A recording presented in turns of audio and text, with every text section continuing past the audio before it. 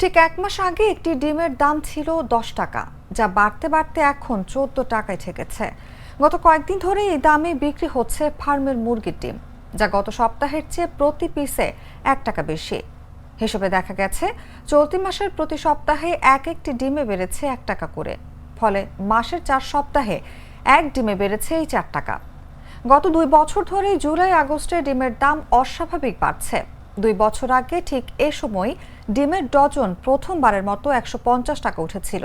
গত বছর ছিল ১৫৫ টাকা। এবারও অবশ্য একটু আগে ভাগেই ডিমের দামের নতুন রেকর্ড হলো। বাজারে এখন প্রতি ডজন ডিমের দাম ছুঁয়েছে ১৬০ টাকা।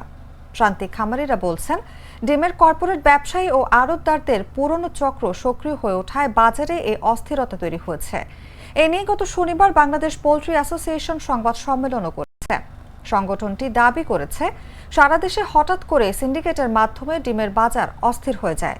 এর নেপথ্যে রয়েছে রাজধানীর তেজগাঁও ডিম ব্যবসায়ী সমিতির কারসাজি। কারণ তারাই সারা দেশে ডিমের বাজার নিয়ন্ত্রণ করে।